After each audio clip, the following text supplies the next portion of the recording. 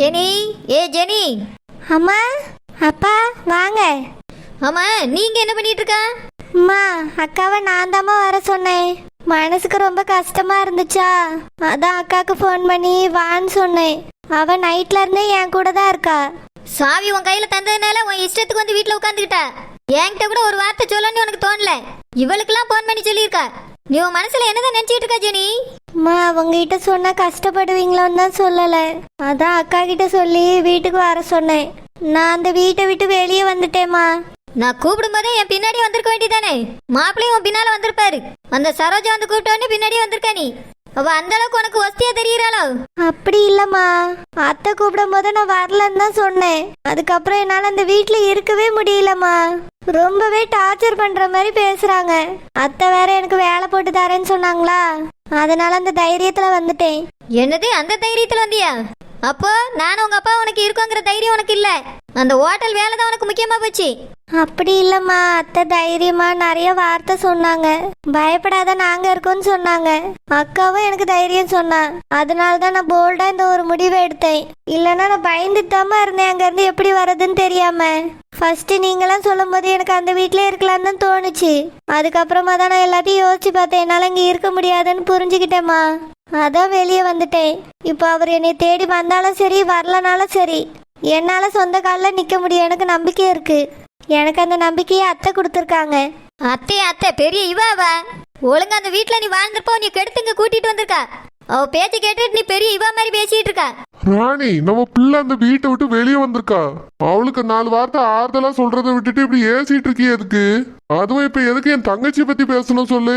நம்ம பிள்ளைக்கு ஆறுதலா 4 வார்த்தை சொல்லு. இங்க பாருங்க, இவ அங்க இருந்திருந்தாலும் என்னால ஒழுங்கா இவளை வாழ வைக்க முடியும். எதுக்காக இப்ப தனியா வரணும்? மாப்பிள்ளை கூட்டிட்டு தானே வந்திருக்கணும். நான் கூடும்போதே என் பின்னாடி வந்திருந்தா கூட பரவாயில்ல. அந்த ராசாத்தியம்மா எல்லாரும் பின்னாடி ஓடி வந்திருப்பாவ. தனியா வந்தாலும் இப்ப என்ன சொல்லுவாங்க நம்மளை பத்தி? ராணி, ஜெனி எடுத்த முடிவு தான் கரெக்ட். எனக்கு ஒன்றும் இது சரியா தெரியல. அது எல்லாமே சரியா வரும் ராணி. மாப்பிள்ள வந்தா வரட்டும், வராட்டி போட்டோம். என் பிள்ளை நிம்மதியா இருக்கணும், அதான் எனக்கு முக்கியம். ஜெனிமா, நீங்க தனியா இருக்க வேண்டாம். வா, நம்ம வீட்டுக்கு போவோம். நம்ம வீட்டுக்கா? அங்க இப்ப எதுக்கு?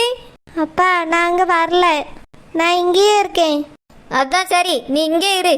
உனக்கு வேலை செய்யறதுக்கு ஆள் அனுப்பி வைக்கிறேன். கேட்ல எப்பவுமே வாட்ச்மேன் இருப்பாரு.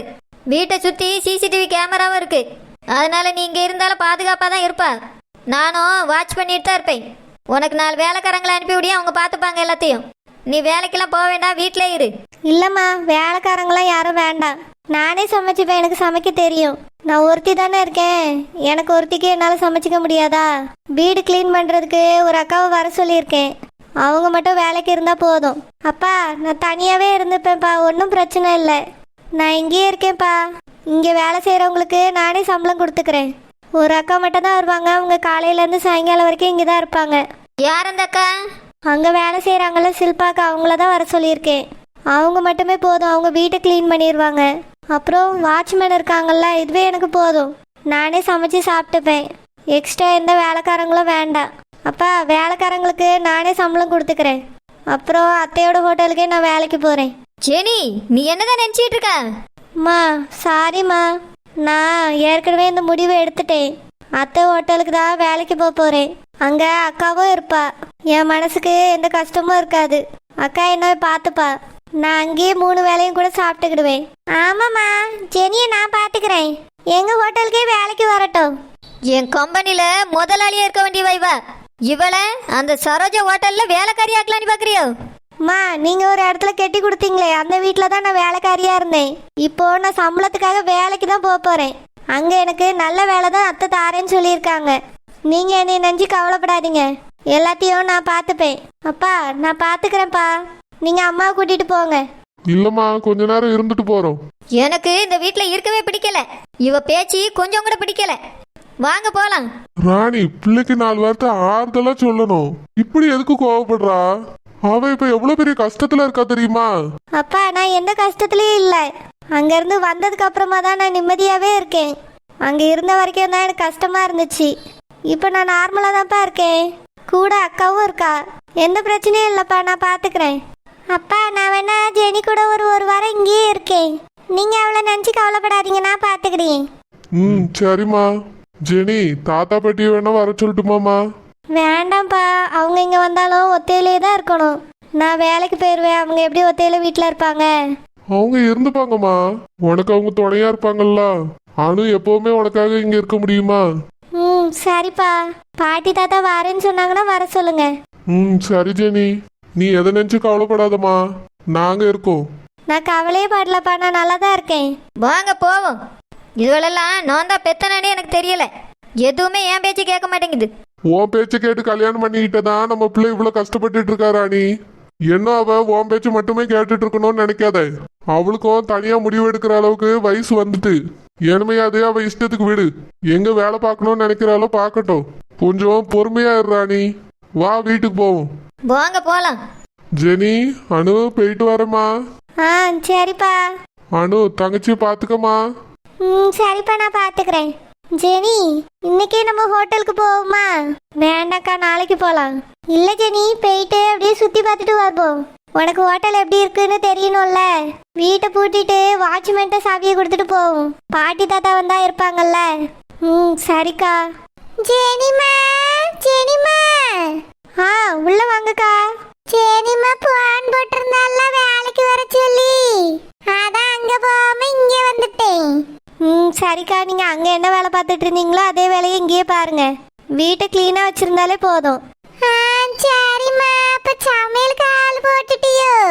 இல்லக்கா, நான் ஒருத்தி தானே இருக்கேன், நானே எனக்கு சமைச்சிக்கலான்னு பாக்குறேன். அப்படியா? அப்போ மதியம் சமைச்சின்னா எனக்கும் சேர்த்து சமைச்சு தந்துறேன். காய்கறிலாம் நான் வெட்டி தரேம்மா. அக்கா, நான் காலையில வேலைக்கு போனா ஈவினிங் தான் வீட்டுக்கு வருவேன். அப்படியே வேலைக்கு போறியா? ஆமாக்கா, தான் அத்தை கூப்பிட்டாங்கல்ல, அந்த வேலைக்கு போறேன். அப்ப நான் ஒத்தையிலேயே இந்த வீட்டுல இருக்கணும். பாட்டி தாத்தா வந்தா வருவாங்கக்கா. அவங்களுக்கு சமைக்கிறதுக்கு வேலைக்காரங்க வச்சா வைப்பேன். அப்போ நீங்களும் வேணாலும் சாப்பிட்டுக்கங்க, ஒன்றும் பிரச்சனை இல்லை.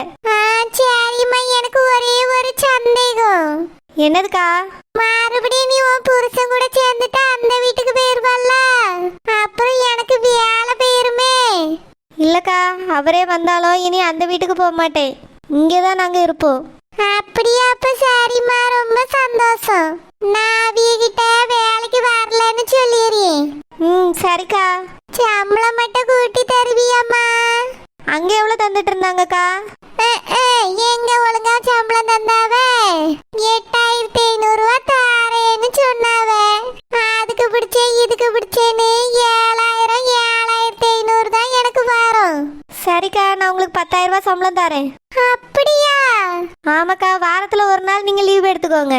எந்த நாள் வேணாலும் லீவ் எடுத்துக்கோங்க, அது உங்க இஷ்டம். அப்படியா? ரொம்ப சந்தோஷமா. வாரத்துல ஒரு நாள் லீவு, 10,000 சம்பளமா? இது போதுமே, காலத்துக்கும் இங்கேயே வேலை பார்க்கேன். சரிக்கா, இன்னைக்கு வீட்டை அக்காவே கிளீன் பண்ணிட்டா, நாளையில இருந்து நீங்க பாத்துக்கோங்க. நீங்க போய் வீட்டை சுத்தி பாருங்கக்கா. சரி ஜெனிமா. நானும் அக்காவும் வெளியே போயிட்டு வரோம். பாட்டி தாத்தா வந்தாங்கன்னா ஜூஸ் போட்டு கொடுத்து இருக்க வைங்க. நீங்க வெளியே போனீங்கன்னா வீட்டை பூட்டிட்டு சாவியை வாட்ச்மேன் அண்ணன்ட்ட கொடுத்துட்டு போங்கக்கா. சரிம்மா. ஏக்கா வா போலாம். சரி ஜெனி, வீட்டை பாத்துக்கங்கக்கா, போயிட்டு வரோம். ஏக்கா, ஏக்கா. வாங்க மேடம், உள்ள வாங்க. எப்போ அக்கா இருக்காங்களா? பெரியம்மா உள்ளதா இருக்காங்க மேடம். 2 மினிட்ஸ் வெயிட் பண்ணுங்க, நான் வர சொல்றேன். சரிம்மா. உட்காருங்க மேடம். சரி. அக்கா எப்படிதான் இந்த விஷயத்தை தாங்கிட்டு இருக்காவளோ தெரியல. கேட்கும் போது எனக்கே மனசு கஷ்டமால இருக்கு. என் மாதிரி தங்கச்சி மாமா. ஏக்கா, என் மக சில்பா சொன்னதெல்லாம் உண்மையா? உங்க பேத்தி வீட்டை விட்டு வெளியே வந்துட்டாலாமே? ஆமாமா தங்கச்சி, என்ன பண்ண சொல்லியா? நான் வேண்டாம் வேண்டாம்னு எவ்வளவோ சொன்னேன். ஒருத்தராவது என் பேச்ச கேட்டாவளா? அந்த பிள்ளை இந்த வீட்டுக்கு வர வேண்டிய பிள்ளை, அத அந்த வீட்டுக்கு கட்டி கொடுத்து வாழ்க்கையே போச்சுமா. இப்ப என் மருமக வாங்கி கொடுத்தால ஒரு வீடு, அந்த வீட்டுல தான் என் பேத்தி இருக்கா. மனசெல்லாம் வலிக்குதுமா தங்கச்சி. அந்த பிள்ளைக்கு ஒரு கஷ்டம் கூட கொடுத்தது கிடையாது, ஒரு வேலை சொன்னது கிடையாது, மனசு புண்படுத்துற மாதிரி எதுவுமே நடந்துகிட்டதும் கிடையாது. அப்படி பார்த்து பார்த்து வளர்த்த பிள்ளை இப்போ அந்த வீட்டுல கிடந்து அவ்வளவு கஷ்டத்தை அனுபவிச்சிருக்கா. கஷ்டத்தை அனுபவிச்சாலும் அந்த வீட்டுல நிம்மதியா அவளால வாழ முடிஞ்சா? இப்ப தனியா வந்து ஒரு வீட்டுல இருக்கா. இனி என் பேத்திய பாக்குறவிய பேசுறவிய எல்லாம் என்னத்த சொல்லுவாங்க? வாழ வேண்டிய நிலைமை சொல்லுவாங்க. அந்த ராசாத்தி சொன்னால டைவர்ஸ் நோட்டீஸ் தான்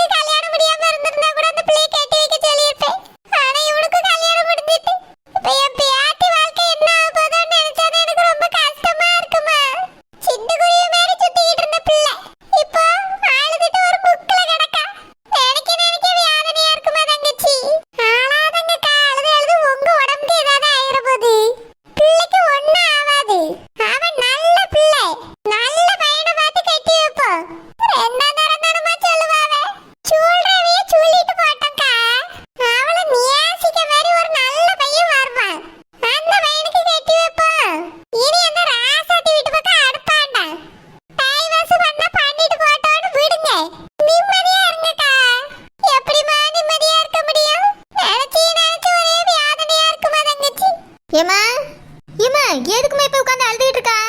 ஏற்கனவே உனக்கு உடம்பு சரியில்லை. என்ன பிரச்சனை உனக்கு? எதுக்கு அழியா? சேனி பிள்ளை வாழ்க்கையை நினைச்சுதாம்மா ஒரே வேதனையா இருக்கு. அதை நினைச்சு அவங்க அப்பா அம்மாவே வருத்தப்படையில. உனக்கு என்ன அழுவே? அந்த பிள்ளை பாவமா சிட்டுக்குருவி மாதிரி சுத்திக்கிட்டு இருந்தா. இப்போ சரகு உடஞ்சு பறவை மாதிரி ஆகி போச்சேம்மா அவ வாழ்க்கை. மொத்தத்துல உன் பார்வைக்கு அவன் மனுஷியே இல்ல, அப்படிதானே? சிட்டுக்குருவிங்க இல்லன்னா செர கொடிஞ்ச பறவைங்க. இல்லம்மா, கலகலன்னு சுத்திக்கிட்டு இருந்த பிள்ளை இப்போ ரூம்ல படுத்து அழுத்திட்டு கிடப்பா. நீ போய் பாத்துட்டு வந்தியா? எனக்கு அவளை பாக்குறதுக்கான சக்தி இல்லம்மா. மனசெல்லாம் வேதனையா இருக்கு. ரொம்ப தான் இருக்கு. ஏமா நீ நினைக்க மாதிரி ஜெனி ஒண்ணு முக்கல கிடந்து அழுத்திட்டு கிடக்கல. அவ அணுவ கூட்டிட்டு ஹோட்டலுக்கு போயிருக்காளாம். இப்பதான் அனு போன் பண்ணா, ஹோட்டலுக்கு வந்திருக்கோத்தே அப்படின்னு சொன்னா. செர கொடிஞ்சிட்டு முக்கல கிடக்கா, பறவையா போயிட்டான்னு கதை விடு. அவ எங்க இருந்தாலும் மனசுக்குள்ள வேதனை இருக்கதம்மா செய்யும். அதுக்கு என்ன செய்யணுங்க? முக்கல கிடக்கணுமா? இல்லம்மா, வாழ்க்கை எப்படியாவது சரி பண்ணணும். அதெல்லாம் எல்லாம் தானே சரியாயிரும். நீ முதல்ல கவலைப்பட்டு அழியதை நிறுத்து முதல்ல. நானும் கேட்டு இருக்கேன், அப்பத்துல இருந்து ஒரே அழுவேன். இதுக்குதாம்மா சொன்னேன் நம்ம சந்திரக்கு அந்த பிள்ளையை கட்டி வைக்கலான்னு. நீயும் கேட்க மாட்டேன்ட்டா, உன் மைனியாகாரியும் கேட்க மாட்டேன்னுட்டா. இப்ப பாரு, அந்த பிள்ளையோட வாழ்க்கை இப்படி ஆகி போச்சு. இனி அந்த பிள்ளையை யார் கட்டுவா? அப்படியே கெட்டனால அந்த பிள்ளையை அவன் நல்லா பாத்துக்கிடுவான். இங்க பாருமா, யார் யார் கூட சேரணும் நீ ஒரு விதி இருக்கு. அதுபடிதான் நடக்கும். என் மோனுக்கு மூக்காய் தானே எழுதி வச்சிருக்கு. அது நடந்து முடிஞ்சிட்டு. சும்மா நடந்ததை பத்தியே பேசிட்டு இருக்காத. நடக்கக்கூடியது மட்டும் பேசு போதும். ஏக்கா, நான் ஒண்ணு சொல்லட்டுமா? நீங்க தப்பா எடுத்துக்கிடாதீங்க. உங்க மார்மவ ராணி குணம் கொஞ்சம் கூட சரி கிடையாது. நீங்க ஒரு பெரிய மனுஷி இவ்வளவுக்குள்ள சொல்லும்போது அவ யோசிக்காம அந்த வீட்டை கட்டி கொடுத்த பத்தியெல்லாம். அதனால அவளுக்கு இது தேவைதான். அதுக்கு போட்டுட்டு நீங்க கவலைப்பட்டுட்டு இருக்காதங்கக்கா. இல்லம்மா தங்கச்சி, அவ என் பியாத்திமா. அவ வாழ்க்கை இப்படி ஆகி போச்சேன்னு நினைச்சுதாம்மா ஒரே வேதனையா இருக்கு. வேதனை விட்ட மட்டும் எல்லாம் சரியா போயிருமா? அவளே எல்லாத்தையும் மறக்கணும்னு ஹோட்டலுக்கு போயிருக்கா, வேலை செய்ய போறீங்க. சும்மா நீ உட்கார்ந்து அழுதுகிட்டு இருக்காதம்மா. அனு அவளை கூட்டிட்டு இங்க வரக்கு நிறைய வாய்ப்பு இருக்கு. நீ சும்மா இப்படி அழுதுகிட்டே இருந்துட்டு வேதனை பற்றிடாத அவளை. அவளே எல்லாத்தையும் மறக்கணும்னு வெளியே வந்திருக்கா. சந்தோஷமா எப்போ மேல சிரிச்சு வாங்கி நார்மலா இருமா. இப்ப என்ன புருஷன் இல்லைன்னா எல்லாமே முடிஞ்சிருமா? அதான் அவன் டைவர்ஸ் பண்ணிடுறேன்னு சொல்லிட்டானம்ல. டைவர்ஸ் பண்ணிட்டு வேற நல்ல மாப்பிள்ளைய பார்த்து கட்டி கொடுக்கலாம். நானே பார்த்து அவளை கட்டி கொடுக்க நீ மைனி நம்பாண்டா. ஆமாம்மா, இனி பிள்ளைய அவளை நம்பி விடவே கூடாது. மறுபடியும் ஏதாவது பால் கிணத்துல பிடிச்சு கொண்டு போய் தள்ளிடுவா. அவளை பொறுத்த வரைக்கும் பணம் பணம் பணம் பணம் பேயாதான் தெரியும். பிள்ளை நல்லபடியா வாழணுங்கிற ஒரு அக்கறையே இல்லை. அதனால பிள்ளைய வீட்டுக்கே அனுப்பாண்டாமா, இங்கேயே நம்ம கூட வச்சுக்கிடுவோம். ஏமா அவ எங்க இருக்கன்னு ஆசைப்படியாலும் அங்க இருக்கட்டும். எனக்கு ஒரு பிரச்சனையும் இல்ல. இப்ப நம்ம ஹோட்டல்ல அவளுக்கு மேனேஜர் வேலை போட்டு கொடுத்துருக்கேன். அவ அங்க போய் வேலை பார்த்தானா பழசெல்லாம் மறந்துடுவா. நீ அவளை பார்க்கும்போதெல்லாம் பழசை ஞாபகப்படுத்தி விடாம இருந்தா சரி. ஆமாக்கா, சாரதா சொல்றது சரிதான். சின்ன பிள்ளைய எல்லாத்தையும் மறந்துட்டு சகஜமா இருக்கணும்னு நினைக்கா. நம்ம பெரியவியலா இருந்துட்டு அதை ஞாபகப்படுத்திட்டே இருக்க கூடாது. அவளுக்கு இந்த நேரத்துல நம்ம ஆறுதலா தான் இருக்கணும். அதுக்காக ஓயாம உட்காந்து ஆறுதல் சொல்லணும்னு அவசியம் இல்ல. அவ போக்குல விடுங்க,